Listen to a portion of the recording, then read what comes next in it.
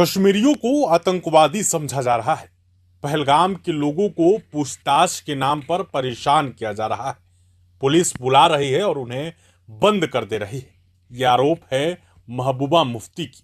आपको बता दें कि महबूबा मुफ्ती लगातार सेना की कार्रवाई पर सवाल उठा रही हैं। पहलगाम हमले के बाद पूरे देश भर में आक्रोश है। इस बीच महबूबा मुफ्ती के इस बयान से खलबली मच गई है। महबूबा मुफ्ती ने अमित शाह को फोन किया। दोनों के बीच लंबी बातचीत भी हुई। दोनों के बीच क्या क्या बातचीत हुई, खुद महबूबा मुफ्ती बता रही हैं, आप सुनिए। गमगीन है, बहुत तकलीफ है उनको और बहुत घबराए हुए हैं क्योंकि यहाँ सबसे ज़्यादा पकड़ दकड़ का माहौल है।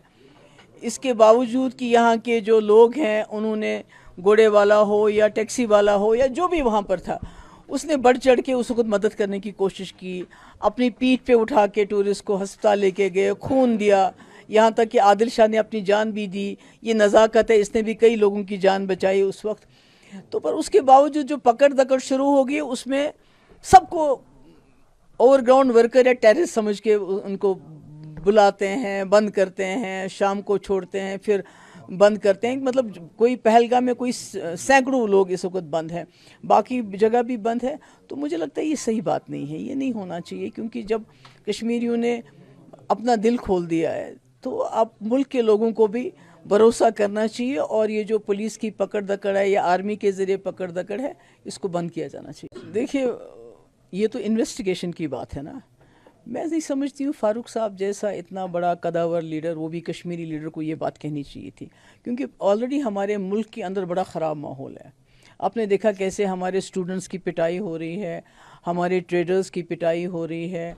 जो उनको दुकान में जगह देते हैं उनको बोलते हैं हम तुम्हारी दुकान जला देंगे अगर तुमने कश्मीरियों को नहीं निकाला।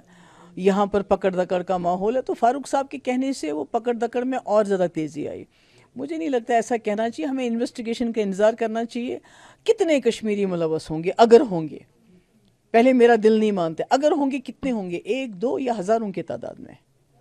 तो सारे कश्मीरियों को एक जैसा समझना, सबको समझना कि ये टेररिस्ट हैं, OGW है। क्योंकि अभी जो कश्मीरी खुद चला जाता है थाने में सवाल जवाब के लिए, वहाँ उसकी लाश दूसरे दिन घर वालों को देते हैं। तो ये मुझे लगता है ये बहुत ज़्यादती है। इसका ये अच्छी बात नहीं है, बहुत बुरी बात है। मैं आज इसीलिए पहलगाम आई। एक तो मैं लोगों की बात सुनना चाहती थी। मैंने सुना लोगों में डर है, खौफ है, उसको दूर करने के लिए। दूसरा, ये जो टूरिस्ट हैं, कुछ लोग आए हैं, मैं उनको सलाम करती हूँ और ये बताने के लिए आई हूँ कि कश्मीर जो है वो आपका इंतज़ार कर रहा है। ख़ासकर जो हमारे यात्री आएंगे। आज तक यात्रा जो भी आई है, पहलगाम में कभी हमला नहीं हुआ है। ये पहली बार आज हुआ है कि टूरिस्ट पे हमला हुआ। और पहलगाम के लोगों ने हमेशा यात्रियों का खुल के स्वागत किया है। और एक बार जब तूफ़ान आया था तो न सिर्फ पहलगाम बल्कि पूरे कश्मीर के लोगों ने उनको अपने घरों में रखा। तो यात्री हमारे मेहमान हैं, वो पहले भी आते रहे, अभी उनको आना चाहिए। नहीं, मेरी बात तो ये हुई थी, एक तो मैंने उनको कंडोलेंस किया, ये जो हमारे 27 लोग शहीद हुए उसके लिए उन अपना जो है दुख एक्सप्रेस किया और उनके ख़ानदानों के साथ हमारी सिंपैथीज़। और दूसरा, हमें उन दिनों में बहुत सारे कॉल्स आने लगे थे बच्चियों के, लड़कों के और ट्रेडर्स के कि हमारे साथ बड़ा ख़तरा है, हमें डर लग रहा है।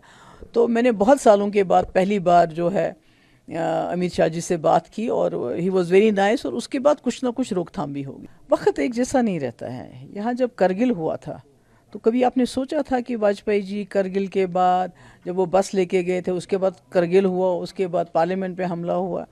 तो ये तो वक्त एक जैसा नहीं रहता है, न लोग एक जैसे रहते हैं, न सरकारें एक जैसी रहती हैं। तो ये तो कानून है कुदरत का कि बदलाव आता है, कभी अच्छे के लिए आता है, कभी बुरे। आज हमारा बुरा वक्त बहुत ज़्यादा है कि हमारे यहाँ इतनी शहादतें हुई, टेंशन है, यहाँ भी टेंशन है, मुल्क के अंदर भी टेंशन है, पार भी टेंशन है, सरहद पार भी टेंशन है। तो ये तो ऐसा नहीं रहेगा, हमेशा तो ऐसा माहौल नहीं रहता है। तो एक बार फिर हालात सुधरेंगे और उसके बाद पॉलिटिकल प्रोसेस क्या होना चाहिए, क्या नहीं होना चाहिए, उस पर हम बात करेंगे।